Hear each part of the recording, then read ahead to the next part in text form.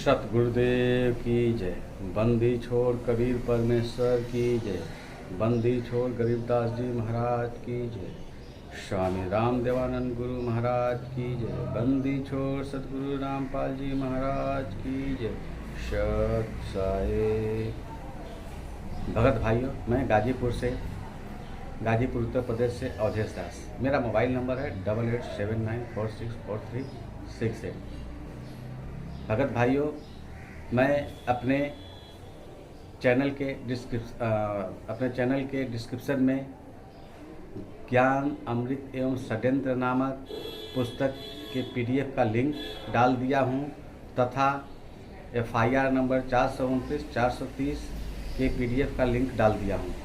जिन भगत भाइयों को या जिन जगत भाइयों को परमात्मा के इस पुस्तक का लिंक चाहिए, इस पुस्तक के लिंक को वहां से कॉपी करके आप इसको डाउनलोड कर सकते हैं।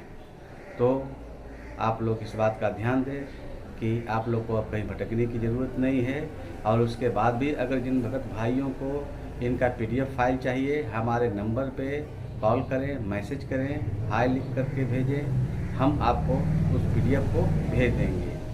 और जिनको हमारे चैनल से डाउनलोड करना है, डिस्क्रिप्शन बॉक्स में मैंने डाल रखा है, आप लोग वहां से डाउनलोड कर लीजिए। तो भगत भाइयों, मैं अपने पॉइंट पे आता हूं।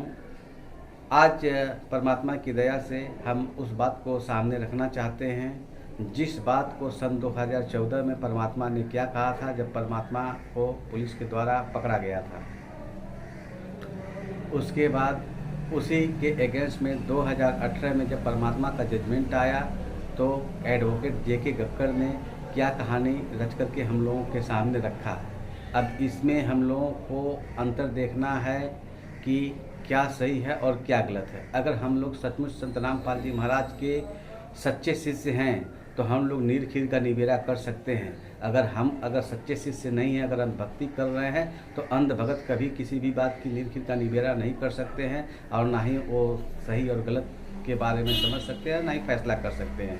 तो भगत भाइयों, अब आप लोग के सामने मैं उस वीडियो को रखने जा रहा हूं जो पहले आप लोग उस परमात्मा की वीडियो को अब स्वस्थ हो गया। मैं पहले था रामपाल जी, आपकी जो बेल एप्लीकेशन थी वो भी अब रिजेक्ट कर दी गई है। जो 2008 में आपको बेल मिली थी कोर्ट की तरफ से, उसके बारे में क्या कहना है? धन्यवाद। जो पूरा विवाद हुआ उसमें 6 लोगों की जान गई, आपको कोई अफसोस है उस बात का? बहुत अफसोस है जी।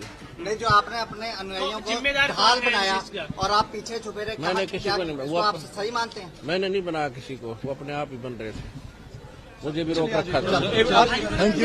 मिनिमम सेंटेंस है लाइफ और maximum sentence capital punishment, that is death. तो ही रिक्वेस्टेड द कोर्ट कि इनको डेथ सेंटेंस दी जाए क्योंकि इसमें 5 डेथ्स हुई थी। उन्होंने एक किताब भी दी, परंतु हमने अपना पक्ष रखा कि इसमें 5 मृतक थे, 2 महिलाएं हार्ट पेशेंट्स थी, 2 आदमियों को नमूनिया था और एक बच्चा था जो 1.5 साल का, वो भी बीमार था।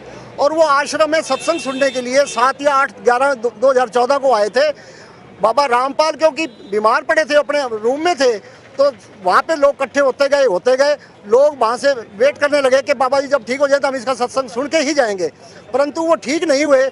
तो क्योंकि ज़्यादा जमाव हो गया था, काफ़ी लोग इकट्ठे हो गए थे, देश प्रदेश से अलग अलग लोग आते थे, तो सरकार ने उनके खिलाफ, क्योंकि जो एक हाईकोर्ट से वारंट जारी हुआ था, उसकी तमील करवाने के लिए वहाँ कोशिश की, परंतु वो वारंट की सर्विस नहीं हो सकी क्योंकि वो बीमार थे। डिप्टी कमिश्नर और SP साहब ने, इन दोनों ने मिलके एडमिनिस्ट्रेशन के कहने पर डॉक्टर CMO से रामपाल बाबा का डॉक्टरी मुआयना करवाया और 3 डॉक्टर्स के बोर्ड ने ये हिदायत करी कि ये ट्रैवल करने में असमर्थ हैं, 72 घंटे तक बेड रिडन रहेंगे और इनकी ओल्ड हार्ट पेशेंट की बीमारी थी और इनको हाई ब्लड प्रेशर था। तो क्योंकि बाबा रामपाल अपने कमरे में ही अंदर थे, लोग फिर भी वेट करते रहे। अल्टीमेटली 18 तारीख को जब लोग जाने लगे तो लोगों को पुलिस वालों ने नहीं जाने दिया। ये मुल्ज़मान का वर्शन है। और वहाँ पे पुलिस वालों ने tear gas shells 58 tear gas shells, 29 chilli powder shells, water canning, brick batting, lathi charge उन लोगों पे किया। आश्रम के अंदर थे, इस वजह से अंदर टीयर गैस शेल्स के गैसी से उनका दम घुटने लगा, उनको हॉस्पिटल लाया गया और इससे वो मर गए। सजा का प्रावधान किस तरीके से किया गया है? कुल 15 आरोपियों को किस तरीके की सजा का ऐलान कोर्ट की तरफ? 43 IPC है वो डिटेंशन के पर्पज के लिए 3 दिन के लिए रोक के रखना। तो उसमें अदालत ने 2 साल की सजा और 5,000 रुपये का जुर्माना किया सभी दोषियों को। 302 IPC धारा के तहत सभी दोषियों को उम्र कैद 1-1 लाख रुपए जुर्माना ईच, और इसी प्रकार 120B जो कि कॉन्स्पिरेसी है उसके तहत दोषीगण को उम्र कैद 1-1 लाख रुपए जुर्माना, सभी सजाएं इकट्ठी चलेंगी। 120B में भी उम्र कैद का ऐलान, इसके अलावा 302 में भी उम्र कैद का ऐलान। तो ऐसे में आगे का लाइन ऑफ एक्शन क्या रहेगा? इतने जब 2 अलग अलग धाराओं में उम्र कैद का ऐलान रामपाल के लिए कर दिया गया हो, तो ऐसे में हाईकोर्ट से कितनी उम्मीद आप रखते हैं? क्योंकि दोनों जुर्मात में सजाएं इकट्ठी चलेंगी, इसलिए अपील तो हम डालेंगे ही, परंतु हमारा मेन थ्रस्ट ये रहेगा कि क्या 302 बनता है। इसमें ये देखना है कि कौन दोषीगण थे जिनकी वजह से, जिनकी गलती की वजह से ये 5 मृतक मरे। क्योंकि मेडिकल रिपोर्ट के मुताबिक सरकारी गवाह जो डॉक्टर पेश हुए हैं उनके बयान में करीब करीब सारा ने यही कहा है कि इसमें इनके शरीर पे ज़ाहिरा तौर पे कोई चोट नहीं थी, ऐसी कोई चोट नहीं थी किसी दोषी ने मारा हो जिससे उनकी मृत्यु हुई हो। हाँ, क्योंकि वो बीमारी से पीड़ित थे, उनका इलाज चल रहा था और डॉक्टर ने भी इन बातों को माना है। पैथोलॉजी रिपोर्ट भी आई थी, उसमें भी आया था कि उनके लीवर में, सॉरी, उनकी हार्ट में किसी में प्रॉब्लम है, किसी के लंग्स में प्रॉब्लम है, और एक बच्चा निमोनिया का पुराना पेशेंट था। इनकी वजह से उनकी वह दम घुटने से मृत्यु हुई। हाईकोर्ट में कब तक ये केस दाखिल कर? क्योंकि हाईकोर्ट में शब्द साहेब। तो भगत भाइयों, आप लोगों ने दोनों वीडियो को देखा, सुना और समझा। तो अब इसमें मैं आप लोगों से भगत भाइयों यही कहना चाहता हूँ कि जब 18 नवंबर 2014 को परमात्मा को गिरफ्तार किया गया, गिरफ्तार करने के बाद उन्हें सबसे पहले मेडिकल मुआयना कराया गया। मेडिकल मुआयना कराने के बाद डॉक्टरों की टीम ने इनको पूर्णतः स्वस्थ घोषित किया। फिर मीडिया वालों ने जब परमात्मा से यह पूछा कि ये बताइए आप तो बीमार थे, तो गुरुदेव ने हमारे कहा कि मैं पहले बीमार था, अब मैं स्वस्थ हूँ। जब गुरुदेव स्वयं कह रहे हैं स्वस्थ हैं और डॉक्टरों की पैनल ने भी उनको स्वस्थ घोषित किया, उसके बावजूद 2018 में परमात्मा के केस की फाइनल जजमेंट आ गया। परमात्मा को कोर्ट के द्वारा सज़ा सुना दी गई। FIR नंबर 429 में इनको आजीवन कारावास की सज़ा सुनाई गई। इसके अगेंस्ट में जब वह कोर्ट का प्रक्रिया जब पूरा हुआ तो मीडिया के सामने एडवोकेट JK कक्कड़ ने कुछ खुलासा किया कि कोर्ट के अंदर क्या क्या हुआ।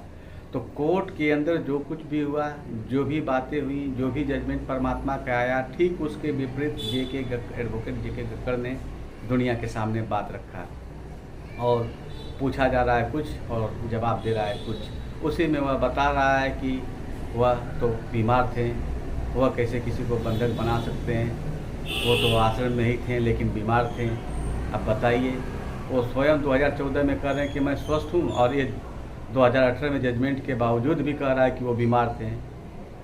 इसको ये नहीं समझ में आ रहा है कि उनकी बातों को सुने, उनके बयानों को सुने, वो क्या बोल रहे हैं। इनको ज़बरदस्ती ये लोग बीमार करने पे लगे हुए हैं कि वो बीमार थे। तो भगत भाइयों, इस बात पे विचार कीजिए। उसके बाद परमात्मा को सज़ा कोर्ट के द्वारा दी गई। परमात्मा ने वहाँ पे राष्ट्रीय सेवा समिति को जिम्मेवार बनाया था कि वहाँ पे जो गुंडे खड़े थे वो राष्ट्रीय सेवा समिति के हैं। इस क्रियाकलाप के लिए राष्ट्रीय सेवा समिति जिम्मेवार है।